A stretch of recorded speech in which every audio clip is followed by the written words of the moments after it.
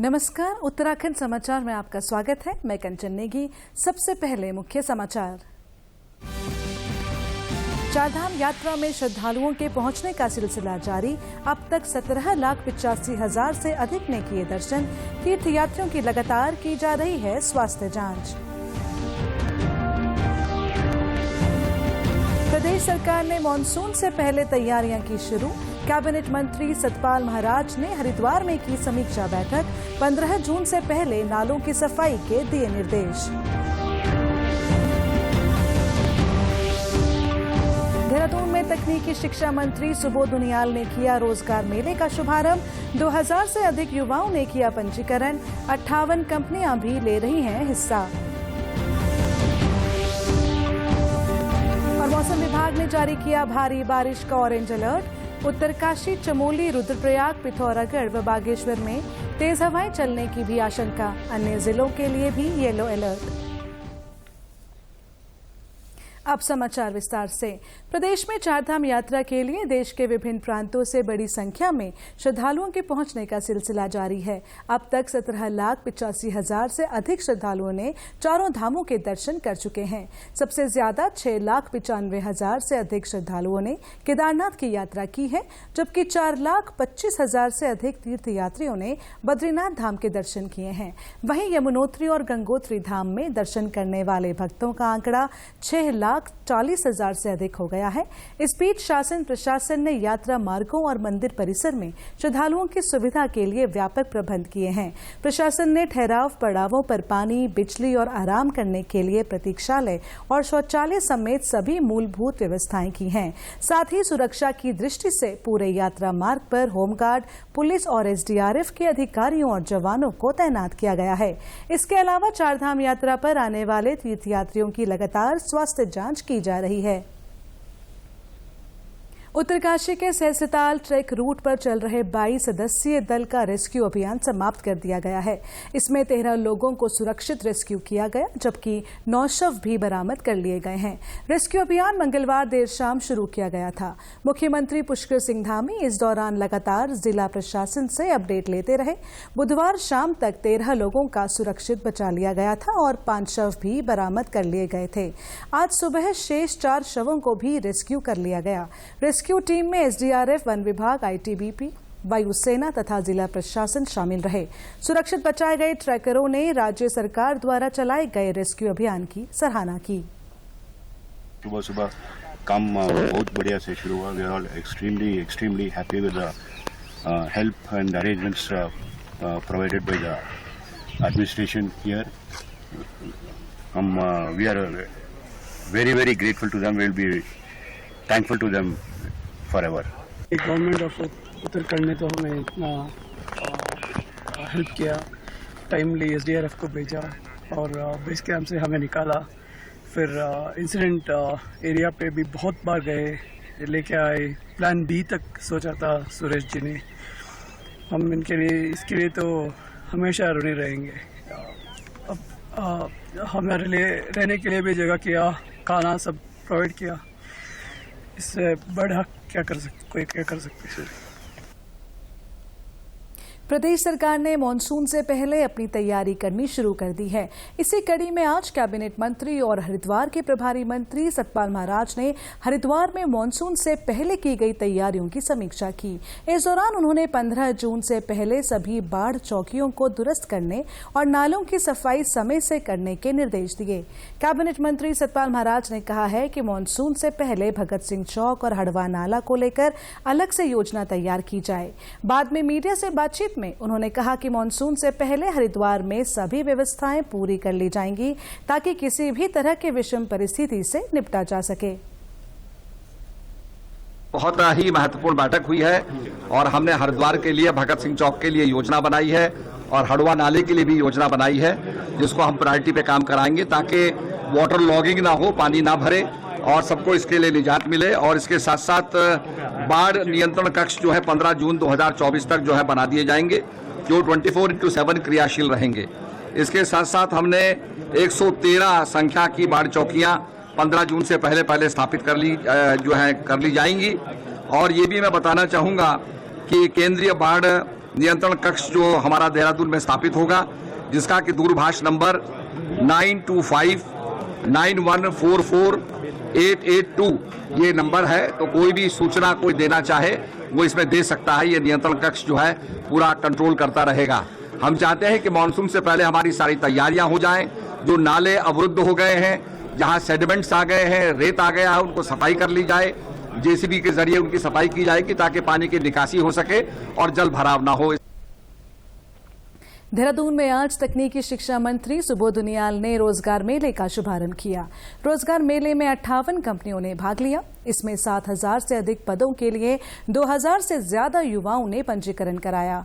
इस अवसर पर तकनीकी शिक्षा मंत्री सुबोध उनियाल ने कहा कि विगत वर्ष से रोजगार मेले का आयोजन किया जा रहा है, जिसके उत्साहवर्धक परिणाम हमारे सामने हैं। पिछले वर्ष लगभग 64% युवाओं को विभिन्न कंपनियों में रोजगार मिला, लेकिन हमारा लक्ष्य इससे भी कहीं ज्यादा युवाओं को रोजगार उपलब्ध कराना है। उत्तराखंड के लिए आवश्यक भी, उत्तराखंड का निर्माण भी इन्हीं संभावनाओं के साथ हुआ था कि रोजगार लोगों को मिलेगा। और मुझे खुशी है कि 3 वर्षों में हम लोगों ने करीबन 6,500 बच्चों को रोजगार देने का काम किया, चाहे सरकारी नौकरी हो या निजी सेक्टर में हो, सीधे विभाग के द्वारा, जिसमें हमने एक प्लेसमेंट सेल भी बनाया हुआ है विभाग में। उसके साथ साथ 3 वर्ष रोजगार मेले का आयोजन भी हम कर रहे हैं। विगत वर्ष जितने बच्चे पास आउट हुए उसमें से 84% बच्चों को हमने रोजगार देने का काम किया। और इस वर्ष अब जबकि ये रोजगार मेला आज लग रहा है, इससे पहले ही जो परीक्षाएं भी नहीं हुई हैं, 46% बच्चे अभ्यर्थ हो चुके हैं।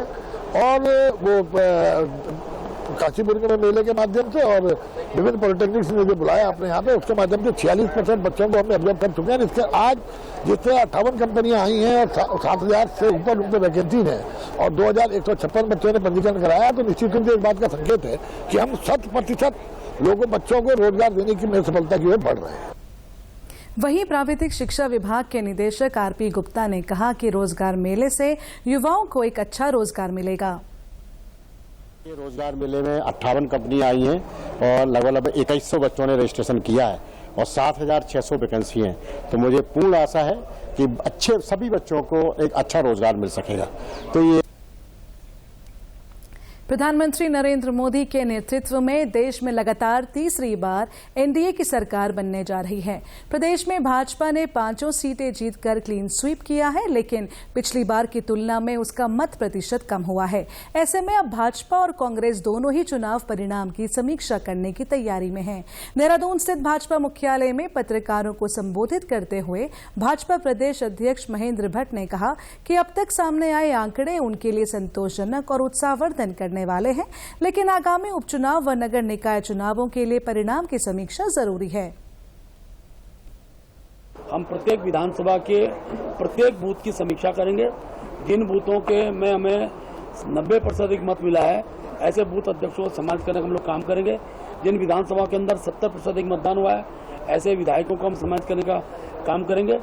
और भविष्य के अंदर जिन बूथों पर हम किसी कारणवश जो जितने अपेक्षित उतने मत नहीं प्राप्त कर पाए हैं, उन बूथों को जीतने के आगामी दिनों की जो रचना है उसको हम तैयार करेंगे।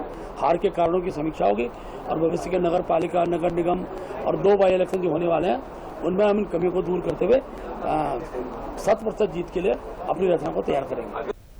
उधर 5 सीटें हारने के बाद कांग्रेस भी अब चुनाव परिणामों की व्यापक समीक्षा करने जा रही है, ताकि आगे आने वाले चुनावों में मजबूती से खड़ा हुआ जा सके।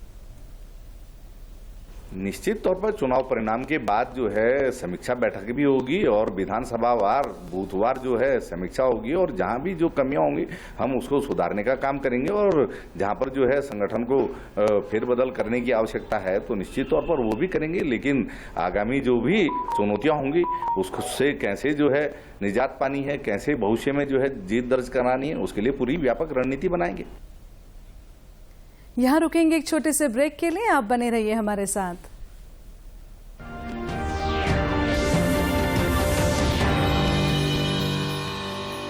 It's another 6. रिचार्ज जल्दी रिचार्ज करा। ये क्या किया? मैच तो गया। पेमेंट कैसे करेंगे? टोकनाइज कार्ड से। टोकन? हाँ, ऑनलाइन पेमेंट के लिए आरबीआई लाए हैं टोकनाइजेशन। एक बार कार्ड डिटेल्स, ओटीपी, सीवीवी डालकर टोकन जनरेट कीजिए। कार्ड भी सुरक्षित और बार-बार डिटेल्स भरने की नो झंझट। वही सुविधा अधिक सुरक्षित। ऑलराउंडर हो कि मैं। आरबीआई कहता है कि जानकार बनिए, सतर्क रहिए।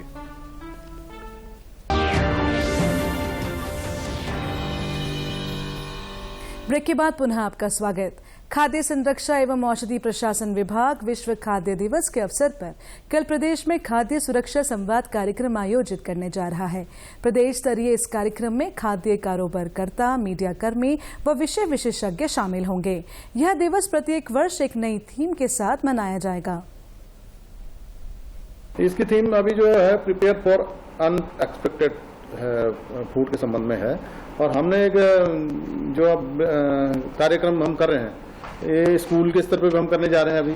और जितने भी हमारे ये जनता जो अवेयर नहीं है इस चीज़ के लिए उसको अवेयर कर रहे हैं। खाद्य संरक्षा एवं औषधि प्रशासन विभाग खाद्य कारोबारकर्ताओं को खाद्य नियमों की जानकारी भी उपलब्ध करा रहा है। 2000 स्ट्रीट वेंडरों को भी प्रशिक्षित किया जा चुका है। जिनको अभी यही पता नहीं है कि लाइसेंस भी होता है, रजिस्ट्रेशन होता है या ट्रेनिंग उनको दी जाती है, हाइजीन कैसे मेंटेन करना है, तो इसकी एक ट्रेनिंग सबको दी गई है और इसमें हम सर्टिफिकेट भी जारी करते हैं। और इस बारे में हमारा ये उद्देश्य है कि हम बहुत ज़्यादा से ज़्यादा लोगों को ट्रेन करें और उनको अच्छे से वो बताएं कि किस तरह से आपको खाद्य पदार्थ परोसने हैं किसी को भी। उत्तराखंड में नाबार्ड द्वारा लोगों को आत्मनिर्भर बनाने के लिए लगातार कई योजनाएं संचालित की जा रही हैं। इसी के तहत नैनीताल जिले के 2 गांव इलाके में किसान उत्पादक संगठन का गठन कर रूरल मार्ट की स्थापना की गई है। इसके आसपास के कई किसान जुड़े हुए हैं। वर्तमान में हमारे साथ 300 किसान जुड़े हुए हैं। तो हमारा जो लगातार माल्टा का जो हमारा और शहद का उत्पादन जो हो रहा है उसमें हमें माल्टा उत्पादन में माननीय मुख्यमंत्री महोदय से जो है हमारे एफपीओ को जीआई टैग जो है हमें मिला हुआ है सर। इसके अलावा हमारा शहद की मार्केटिंग और सेल्स का कार्यक्रम लगातार रूरल मार्ट के माध्यम से आज जो हमें नाबार्ड से मिला है उसके माध्यम से हो रहा है। रूरल मार्ट से क्षेत्र की कई महिलाएं भी जुड़ी हैं और पिछले 3 सालों से लगातार व्यावसायिक गतिविधियां कर रही हैं। हमारी एक यूनिट बनी हुई है जिसमें हमारे साथ 5-6 महिलाएं काम कर रही हैं अभी फिलहाल और काफ़ी अच्छा काम चल रहा है हमारा। अभी सीजनल टाइम में तो काफ़ी अच्छा चल रहा हुआ है जिसमें हमने एपर्ण कैंडल्स और डिज़ाइनर कैंडल्स, फ्लोटिंग कैंडल्स वगैरह रखी हुई हैं। व्यवसायिक गतिविधियों को बढ़ावा देने के लिए नाबार्ड ने रूरल मार्ट को नए वित्तीय वर्ष के लिए भी स्वीकृति दे दी है।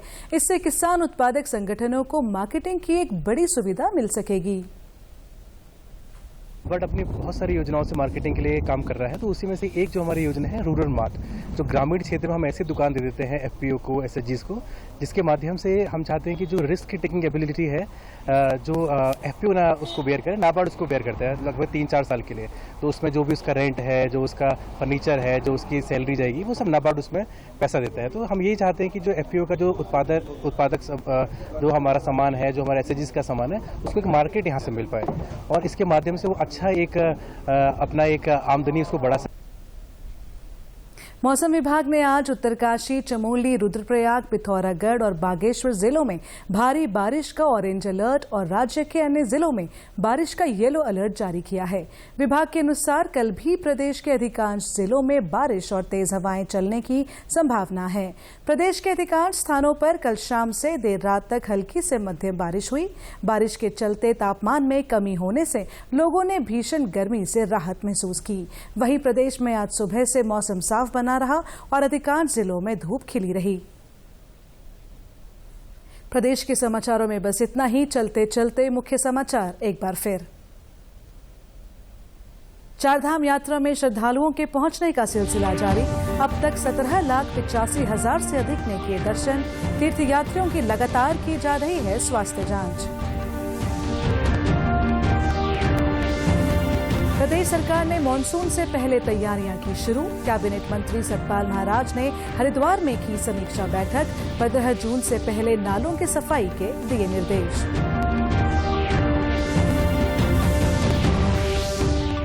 देहरादून में तकनीकी शिक्षा मंत्री सुबोध उनियाल ने किया रोजगार मेले का शुभारंभ।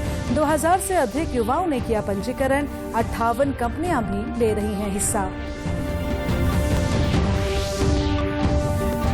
और मौसम विभाग ने जारी किया भारी बारिश का ऑरेंज अलर्ट। उत्तरकाशी, चमोली, रुद्रप्रयाग, पिथौरागढ़ व बागेश्वर में तेज हवाएं चलने की भी आशंका। अन्य जिलों के लिए भी येलो अलर्ट। प्रदेश से जुड़ी अपडेट्स के लिए आप हमसे सोशल मीडिया के माध्यम से भी जुड़ सकते हैं। हमारा एक्स हैंडल है DD_News_देहरादून। हमारा फेसबुक पेज है DD न्यूज उत्तराखंड। हमारे YouTube channel DD news Uttarakhand को आप सब्सक्राइब करें और हमारे Instagram page DD news Uttarakhand को भी फॉलो करें। प्रदेश के समाचारों में बस इतना ही। नमस्कार।